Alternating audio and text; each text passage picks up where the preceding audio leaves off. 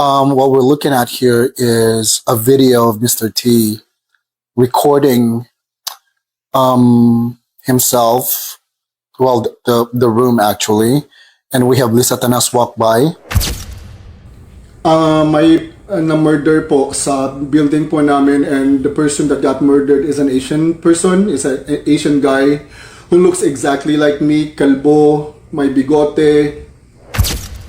Magandang hapon po sa ating lahat at happy Sunday sa lahat ng mga audience ko dito sa Pilipinas at sa mga OFWs na rin. No?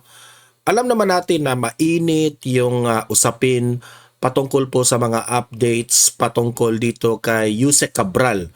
Pero ano muna tayo ha? Distansya muna tayo dito kay Yusek Cabral kasi meron po tayong dapat pag-usapan na mas matindi pa. Okay? Mamaya pag-usapan natin itong si Dean Chase, no? Na nakakakilabot po ang nangyari sa kanya. Ito kilala naman natin itong si Dean Chase. Sino ba si Dean Chase? Na ito yung nag-expose, kung maalala ninyo, yung patungkol po sa SEX party nitong si Bangag at si Liza Tanas, di ba? Di umano siya yung na-expose doon. Marami namang naniniwala doon sa audio na yon, di ba? Yung It's Too Big. At meron namang hindi naniniwala kasi wala namang video, di ba?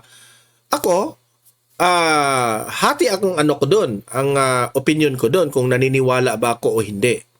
Pero kung maririnig nyo yung video na in-expose nitong si Dean Chase, talagang kaboses talaga ng dalawa. Okay?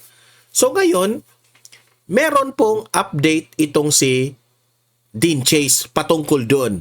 Okay? Kasi po, grabe ang update ni Dean Chase dito kasi nakakakilabot po ang nangyari kasi may naggurgor na kamukha ni Dean Chase. Okay? May naggurgor na buong akala na siguro ang explanation ni Dean Chase dito parang siya sana yung gurgurin doon pero iba yung nagurgur. Kasi the same raw ng parang features ng kanyang mukha na medyo kalbo tapos may bigote. Okay, so nakakilabot po ito. Ganyan na ba sila kaseryoso ngayon na pinanggugurgur yung mga nag-e-expose? Okay? Mamaya, i-play natin itong video ni Dean Chase. Okay? At tayo po'y magre-react sa sasabihin niya kasi may panibago siyang expose. Okay? At pag-usapan rin natin ito, matindi ito. Ako po'y parang sabi ko sa sarili ko, mabubudol na naman tayo dito. Itong si Bongbong Marcos, nagmamayabang, no? Especially itong si Attack Dog Claire Castro, nagmamayabang na ito raw si Bongbong Marcos is handa na mag-skip siya ng holiday. Imagine yun. Hindi na raw siya magse-celebrate ng Christmas. Alam niyo ba kung bakit? Kasi magbabasa lang siya sa 2026 national budget. Di ba? Magbabasa lang siya. I-review niya yung 2026 national budget. He will skip holiday. Budol na naman tayo dito. Mamaya, pag-usapan natin yan kasi nabudol na tayo noon sa mga kayabangan niya. At eto rin, may update tayo kay former President Duterte doon sa Hague ICC. Update ito ng ICC na 303 application lang ang nag-participate. Imagine that one. Akala natin aabot ng 30,000 na napakalat nila na victims. 303. Hindi yun crimes against humanity kung ganun. Diba? Pwede yung litisin dito sa bansa natin. Anong nangyari? Hoy, sino to? Sino yung parang si Godzilla? Yung mukha, si ano ba? Si Conte. Hoy, Conte! Yung Conte lang yung, Conte yung utak.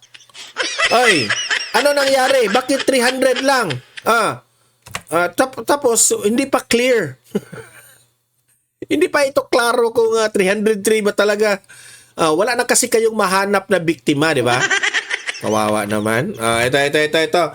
Bago natin ito pag-uusapan itong mga maiinit na balita natin, help me po muna na i-like at saka i-share itong video na ito para guys, kakalat ito sa taong bayan. Okay?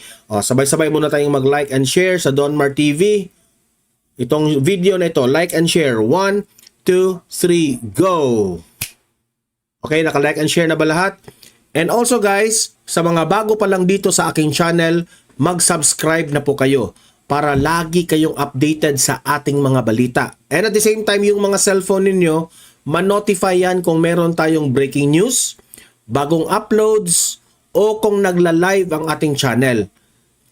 Ma-notify kayo lahat dyan. Kaya mahalaga po na mag-subscribe tayo sa Donmar TV. 1, 2, 3, go! Ayan, nakasubscribe na ba lahat? Okay. So, eto muna ang ating pag-uusapan ha. Kasi ayaw natin na mabudol. Gusto ko ang taong bayan ay aware na po tayo dito sa mga pinanggagawa nitong si Bongbong Marcos. 'Di ba kung maalala ninyo, 'di ba, nung speech ni Bongbong Marcos na nagmamayabang siya na I have read 4,000 pages, 'di ba? Yan ang pagmamayabang niya. Binabasa raw niya yung mga 4,000 pages patungkol sa national budget ng 2025. 'Di ba? Ang yabang-yabang niya doon, 'di ba? Pero anong nangyari? Anong nangyari?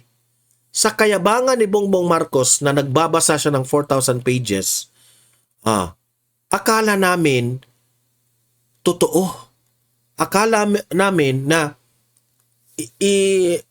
seryoso ka sa 4,000 pages na binabasa mo. Bakit ang tanong ng masang Pilipino, bakit ang daming korupsyon? Di ba may ano tayo? We have the right to demand. Kasi hindi po niya ginagampanan ang pagiging pangulo niya. 'Di ba? Ang daming nangyaring corruption. Flood control projects na ghost, yung mga kinurakot, grabe, the biggest corruption ever scandal. Nangyari lang yan sa administrasyon niya ni Bongbong Marcos Jr.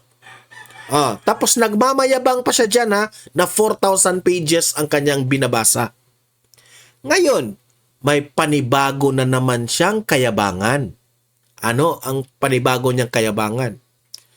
Sabi ng kanyang attack dog, Anti-Claire Castro, Marcos to skip holiday break to review 2026 budget. So, ibig sabihin, nagmamayabang itong si Bangag na hindi na raw siya magha-holiday. Anong ibig sabihin? Ano na lang siya? Doon na lang siya magpasko sa Malacanang. Kasi magbabasa siya ng another 5,000 pages na ba? Kasi yung dati 4,000, ngayon 5,000 na ba? Nagmamayabang ka na naman na minabuti mo na walang makakalusot dito sa 2026 national budget. Ang tanong taong bayan, dapat ba tayong maniniwala dito ni Bongbong Marcos? Kasi, di ba, noong una, ang daming naniniwala. Pinagmamayabang pa ni Anti-Claire Castro. Binabasa ni Bongbong Marcos yung 4,000 pages na mga national budget sinisigurado ni Bongbong Marcos. Pero anong nangyari? Sa kapalpakan nitong presidenteng ito, nakalusot ang pinaka-biggest corruption scandal sa bansang Pilipinas. Ngayon naman, another pagmamayabang. Hindi ba kayo magigising? Hindi ba kayo magigising dito sa taong ito? Nagmamayabang na naman siya na ikalandraka niya sa buong Pilipinas na siya po'y magtatrabaho instead na magse-celebrate ng holiday sa Christmas. Dahil nagmamayabang ka, BBM. Ha? So I think na sisiguraduhin mo yan. Ha? Sisiguraduhin mo yan kasi another pagmamayabang ito eh. Siguraduhin mo na sa 2026 national budget walang korupsyon. Diba? Kasi nag-skip ka na ng holiday eh. Yung tipong tao ba na pa-victim effect ba na ang Pilipino nagse-celebrate ng Pasko yung presidente hindi nag-celebrate kasi nag-skip siya ng holiday kasi kaya nga inaapi siya, nagbabasa siya ng budget. Wag na kaming lukuhin, BBM. Sa mga drama mo, ikaw mag-skip ng holiday, hindi po kami maniniwala doon.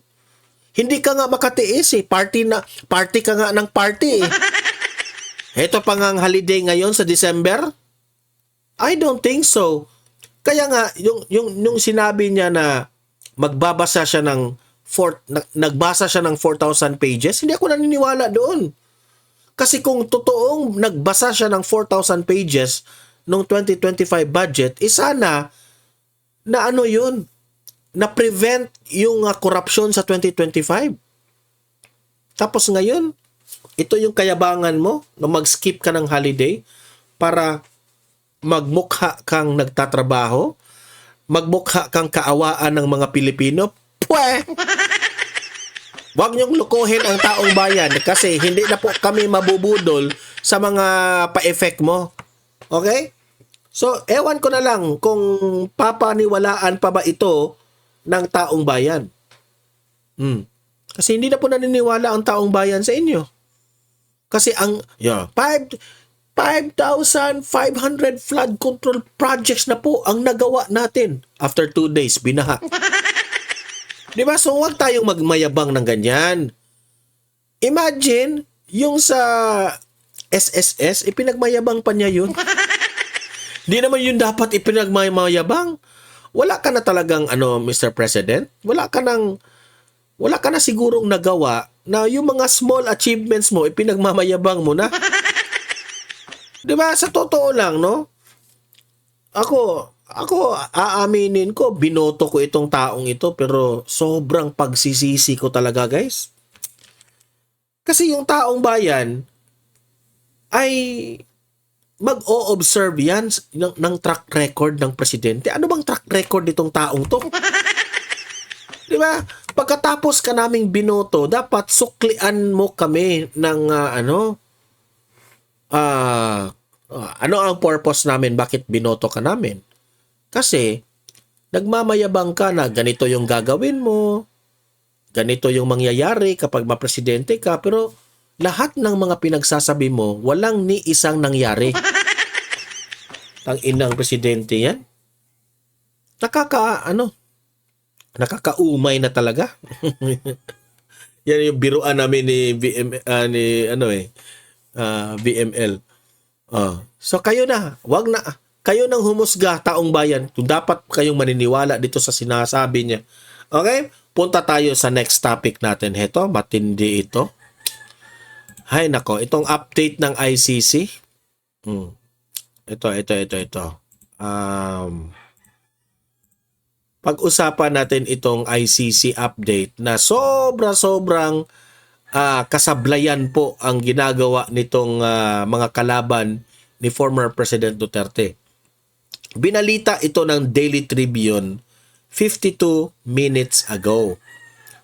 Only 303 applications for victim participation in the case against former President Rodrigo Roa Duterte as the International Criminal Court ICC registry reported, describing the figure as limited compared with potential pool of victims. 'Di ba? Kung matatandaan natin, itong sina Trillanes at itong sila Conte at itong mga media like Rappler ay nagmamayabang sila na umaabot raw ng 30,000 victims ang mga nagurgur dito under the umbrella of former President Duterte. So meaning to say, yung ICC ay naalarma dito sa balita na ito. Kasi po, imagine, kahit nga 1,000, parang maalarma ka na, di ba?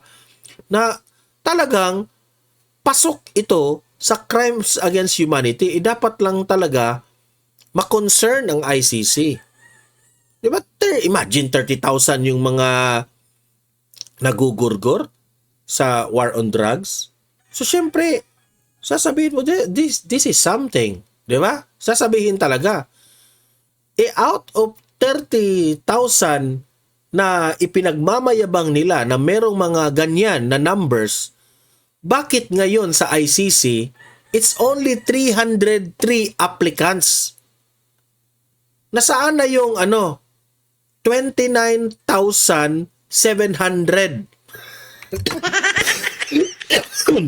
Diba? So nasaan na yung 29,700 na mga na sinabi ninyo? Bakit 303 lang ang nag-a-apply? Bakit 303 lang? Yun lang ba kaya na... Nagtatanong lang ako ito lang ba yung kaya nyong bayaran?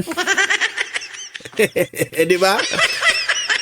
Ito lang ba yung kaya nyong bayaran? Hindi nyo afford ang 30,000 or nahihirapan kayong naghanap ng baka nahihirapan kayong maghanap ng sumabay sa mga kalokohan ninyo. Kalokohan di ba? And I believe itong 303 applicants na ito, no? I believe na talagang propaganda nila ito.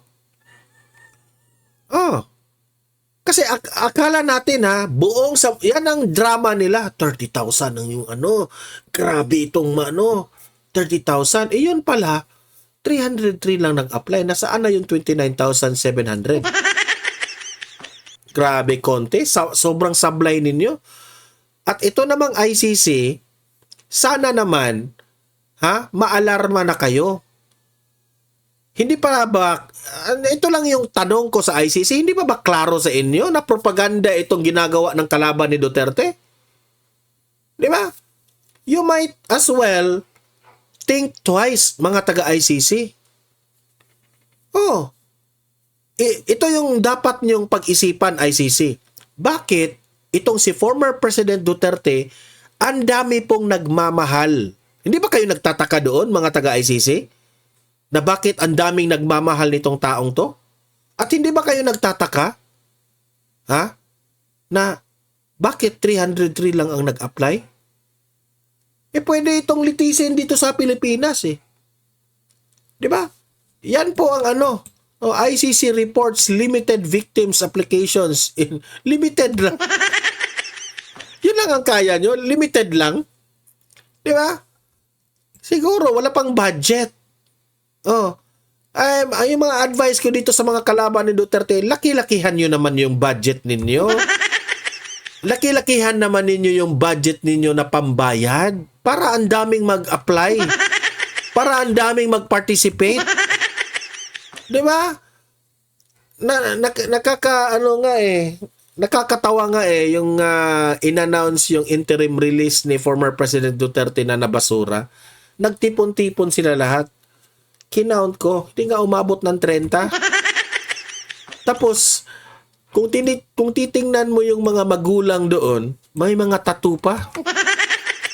Halatang halata. Ayoko na lang maghusga, pero grabe, no? Nagtagumpay talaga sila sa mga nila.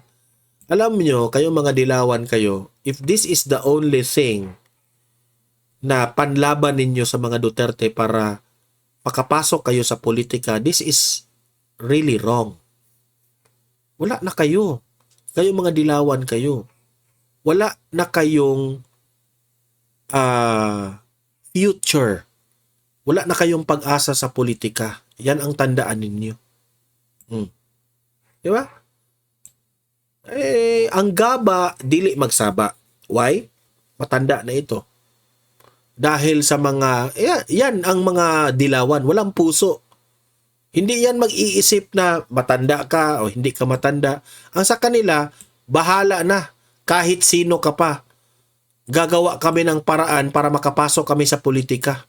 Wala silang pakialam sa mga kultura ng mga Pilipino na dapat nirerespeto natin yung mga matatanda. Ay nako. 'Di ba? So, ayan, another kapalpakan ito guys, itong balita na ito. Another kapalpakan. 303 lang ang nag-apply. And I hope na magising-gising na ang ICC sa sitwasyon na yan. Okay? Bakit 303 lang? Tanungin, ICC, magtanong nga kayo sa sarili ninyo. Tanungin nyo sarili ninyo, baka itong taong ito may ginagawa para sa kanyang bansa. Para sa ikakaunlad ng kanyang bansa.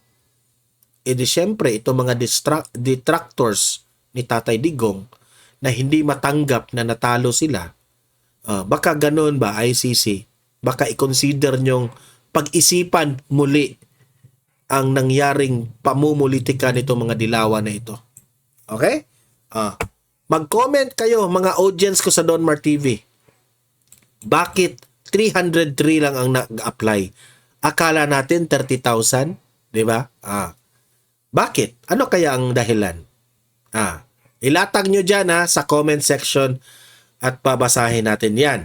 At heto, yung pinaka inaabangan ninyong balita natin ngayon ay ito ngang patungkol kay Dean Chase na nakakakilabot po ang binalita niya sa atin na may nagurgor na kamukha niya. I think ano niya ito kapitbahay niya ito dyan, no? Na buong akala nila siguro ginurgor kasi kamukha ni Dean Chase. So ang tanong, may gusto na bang magpagurgor kay Dean Chase? Yan ang pinaka natin ngayon. Tanong, di ba? May gusto na bang gumurgor dito kay Dean Chase? Sabi dito an update on what's been ito yung post ni Dean Chase. An update on what's been happening this past few weeks. Kaya pala itong si Dean Chase, this past few weeks, tahimik yung post niya. We prepared 2 sets of questions. One for the live interview and one for the director's cut. One of the live questions asked, how much was paid for this time? His answer was $40,000. Malaki na yan While the other guy received $17,000. Stay tuned for more. I'll be posting updates as time progresses. So ito yung video, okay? Ito po yung video ni Dean Chase at ito yung papanoorin natin, okay? Makinig tayo lahat sa kanyang sasabihin. Grabe po ito guys. Play! Magandang araw po sa ating lahat, Dean Chase here. And I know that I have not posted in a couple of weeks. We are just trying to keep ourselves safe in the past few days. So meaning to say, nagtatago siya, no? Nag-iingat siya kasi peligro ang kanyang buhay. Kasi alam nyo naman si Dean Chase, ang dami pong ini-expose niya dito. Isa na yung it's too big, I know that I have posted a couple of weeks ago that we were supposed to do a live interview with Mr. T.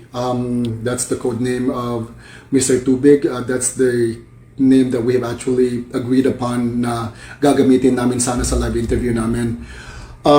We have made a lot of changes because he's made a lot of changes in his terms and conditions as well on how to do the logistics with the interview. And what's been happening this couple of days had actually dropped a bomb on how to move forward. Kasi po, a couple of weeks ago before Mr. T actually arrived here, when we started talking about the possibility of doing a live interview, tell all on what had happened on one of the sex parties that, Lisa Tanas and Bangag had actually done.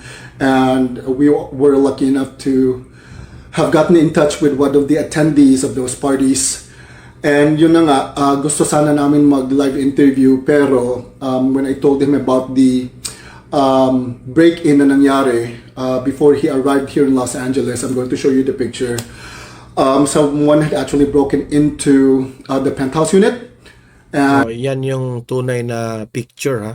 And nireport na namin ito sa police and we have already reported to the landlord. But we So imagine that one, no?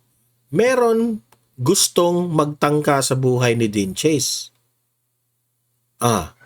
Kasi yung pinakita niya, pinasok yung bahay niya.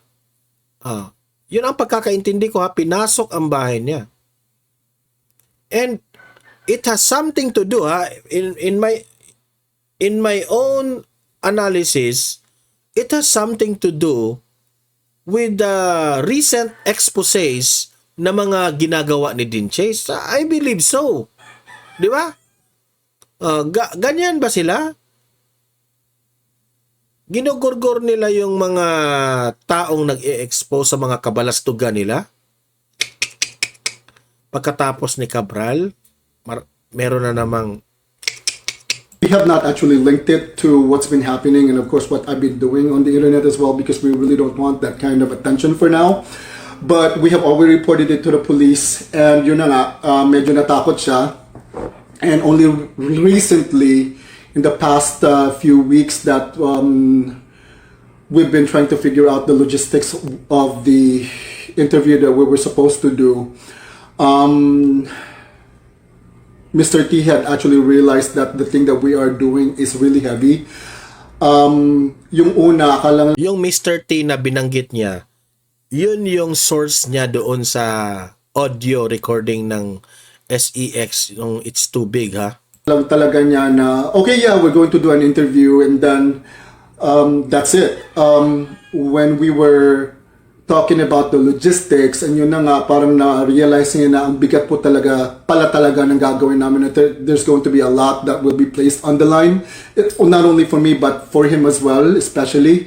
Kasi he's the one who's actually going to tell everything. And he, of course, signed an NDA, a non-disclosure agreement before he actually went to one of these sex parties. And yun na nga, takot na takot siya. And he got paid, of course, pero yun na nga, na-realize niya na he will be putting his life on the line, not only his life, but actually his family's life on the line as well. And it had gotten so heavy until mas na-realize niya na nakakatakot na pala talaga itong ginagawa namin because last Tuesday, someone had again broken into our unit, our penthouse unit. Luckily, we weren't there. Penthouse unit nila, ha? May pumasok.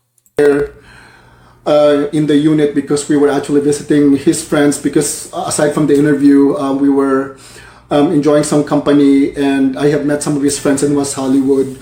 Yun na nga po, we were so lucky that we weren't there at the unit and we reported it again, of course, to the landlord and the police. And only recently, as what Muharlik had actually said, I told her about this and she gave us some tips. So, sa madaling salita, may gustong patahimikin kayo dyan. Di ba? Sa mga expose ninyo. Yan ang ibig sabihin sa madaling salita. Gusto kayong patahimikin. Patahimikin nila yung mga taong may alam sa mga kabalastugan nila. On how to report it to the FBI, and we have talked about it with Mr. T. As a matter of fact, I have discussed with him the possibility of meeting up with Maharlika because we really Mamaya sa video na ito, ipaparinig niya. Hintay-hintay lang kayo, ha? don't know how to move forward after this whole situation kasi may pinatay po sa building namin. May pinatay po sa building namin. Grabe, guys. May na-murder po sa building po namin and the person that got murdered is an Asian person, is an Asian guy who looks exactly like me, kalbo, may bigote. And Grabe. do we believe that it's a mistaken identity? Absolutely. We absolutely do think that it was a mistaken identity. Baka akala nila ako yun. I'm sorry, I'm really shaken up. And we are actively Teka yan. Ano natin, so sweet. I texted about the, and look what he said. Here's someone on the floor. OMG. Parang nabutas eh. Do you guys want to come over for a couple of days? I have the library clear. Sending hugs your way. Trying to find a temporary place to stay for the time being while we're trying to figure out on how to move or where to move. As a matter of fact, we really don't know. For now, Mr. T is really scared and yun na nga po. Nireport na namin sa FBI, the forensics were there, and it was ruled as burglary. Pero ang nakakatakot nga po kasi last Tuesday, wala naman pong nawala sa building po namin. Sa unit po namin, wala pong nawala. Oh, so meaning to say, if walang nawala, hindi yun ang purpose nila. Iba yung purpose. And so, sa room din po nung pinatay po, wala pong nawala pa lang po sa room niya. It was just plain murder. But they said that it was probably burglary. So, we really wanted to... Maharlika actually told us to tell the FBI what's going on. But Mr. T, he doesn't want to do anything with a murder case. And as a matter of fact, natakot po siya sa mga nangyayari these past few days. And yeah, that's what's been happening. For now, we are safe, but it's a lot. A lot has been happening po, lalo na po nung pagkamatay ni Miss Cabral. We think that they are really trying to do a major cleanup po sa image ni Bangag and ni Lisa Tanas. What we can do for now is I'm going to show you a couple of clips from the interview. I will be changing Mr. T's voice in the interview as well as he requested. Just a couple of clips from a couple of questions that I have thrown in the director's cut, which he has already approved as well. So yeah. This is the kind of government that we are dealing with.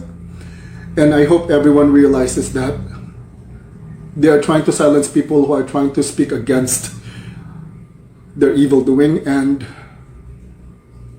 God save the Philippines. Okay, cuts from the interview will now be shown. Ito na po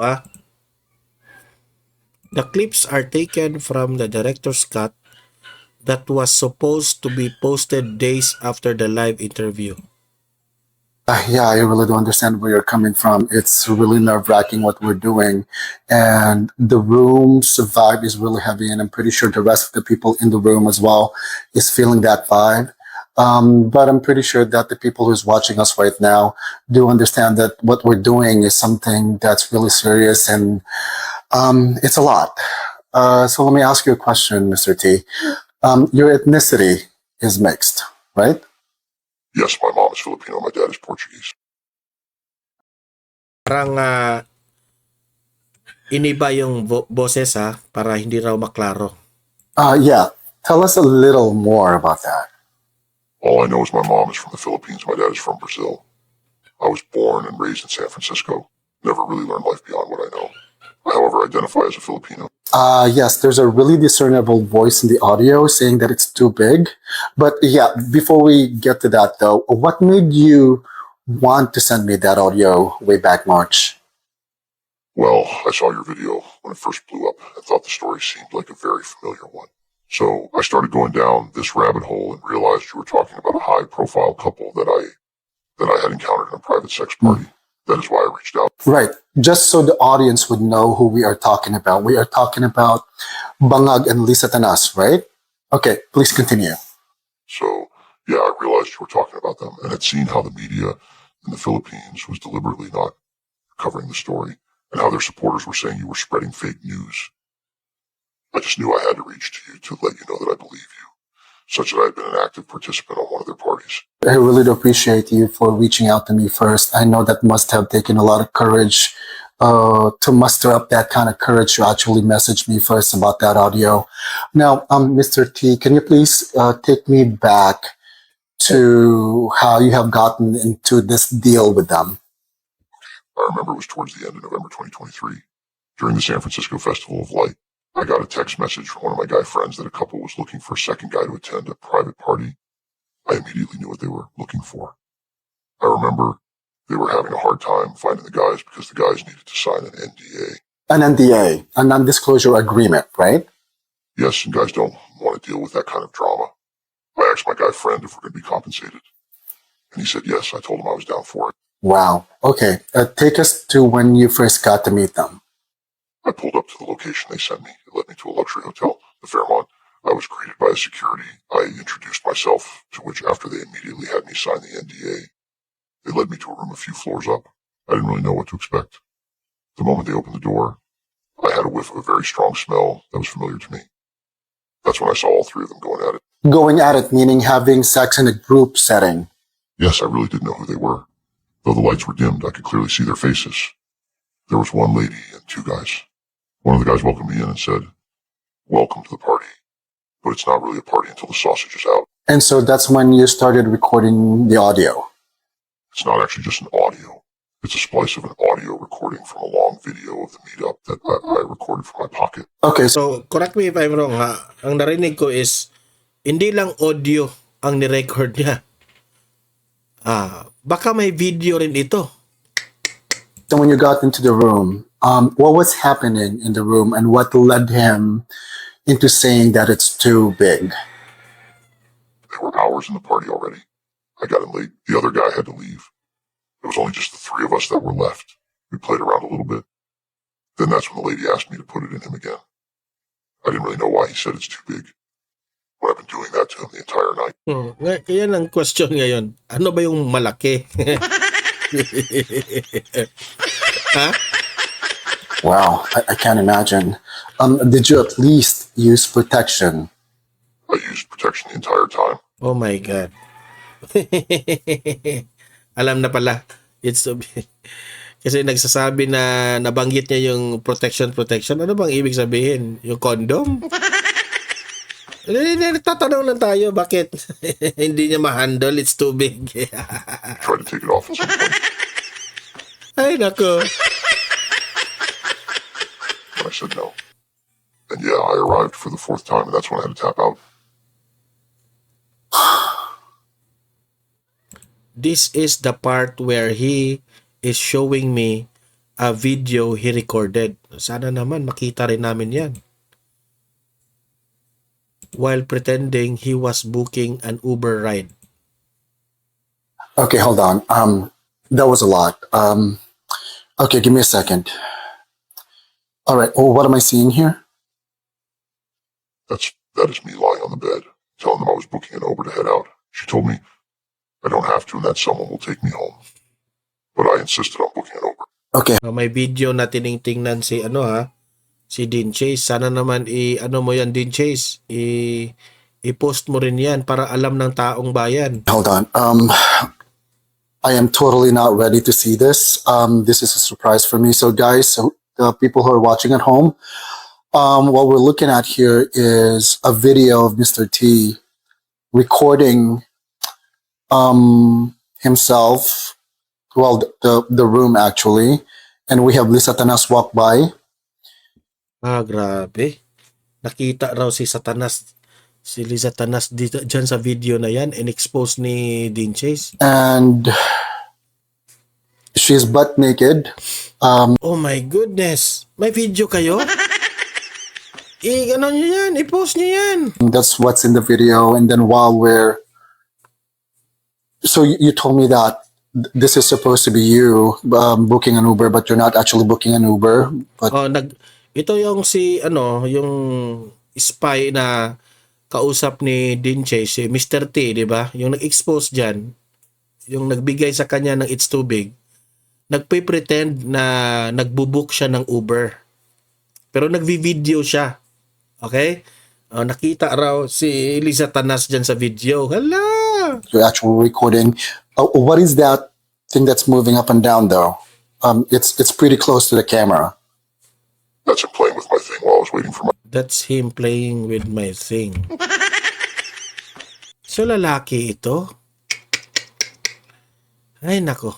Uber. Ewan ko lang ha, kung maniniwala ako dito kay Dean Chase. Kasi wala naman tayong ebidensya. Si Dean Chase ang nakakita. So for now, ako, hindi mo na ako maniniwala dito hanggat merong talagang ebidensyang video. Nakita niya, oh. Tingnan lang natin ang developments dito. Aabangan talaga ito ng taong bayan. Sabi niya, oh my God. Okay, we need to stop for a second. We had to pause. It was just too sick to continue. I'm sorry.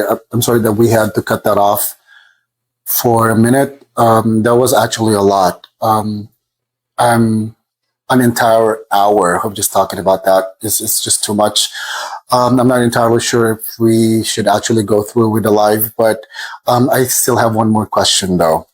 Since we're already here in front of everyone else here in the room, let me ask you, Mr. T, why come to Dean Chase? I reached out to you because when I saw your video, the story immediately felt familiar. You weren't exaggerating or sensationalizing it. You were asking the right questions about something the Philippine media was clearly avoiding that time. When I saw people attacking you and calling it fake news way back March, I knew you were telling the truth because I was there. So, itong ano niya, source niya ni Dean Chase, pinili raw siya. Kasi inaatake itong si Dean Chase sa Pilipinas na fake news ang kanyang mga ine-expose itong si Dean Chase. So, parang tinulungan si Dean Chase na ito, tutulungan ko to si Dean Chase. Mag-expose ka pa ng mag-expose. Parang ganun ba? Literally part of one of the pleasure parties you were exposing. I chose to come forward not because I want attention and not because it's easy.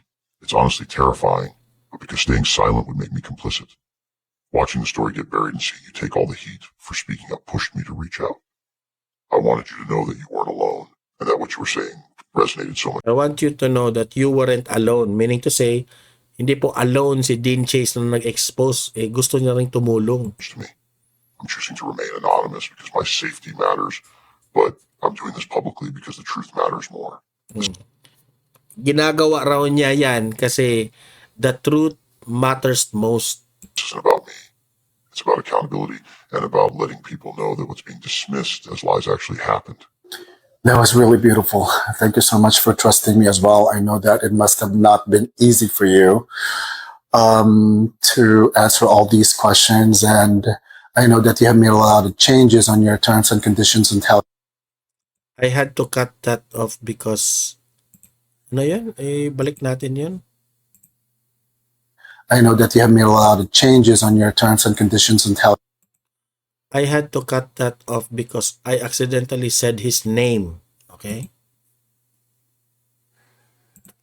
But this is what we've been going through these days. Stay tuned. So, meaning to say, may update pa ito si Dean Chase. Abangan natin ang susunod dito. Pero ako as of now hindi pa muna ako maniniwala dito sa another inexposed ni Dean Chase. Okay? Hanggat hindi ako makakita sa nakita ni Dean Chase kanina, yung parang hindi na niya matake yung nakita niya. At nabanggit pa doon ni Dean Chase na si Liza Tanas nasa video. Okay? Nasa video. So kayo nang humusga guys. Kayo nang humusga nitong si Dean Chase. Okay? Ay, pero hindi naman ito first time na narinig ko ang mga ganitong mga pinanggagawa nitong mga si Bangag at si Satanas, di ba? Ewan ko lang.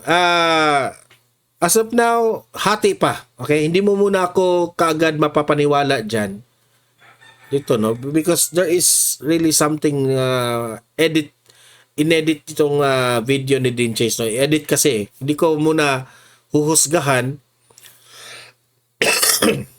Sana you expose more of that audio conversation with Mr. T, and kung pwedeng mapakita yung nasa video, ipakita yun na para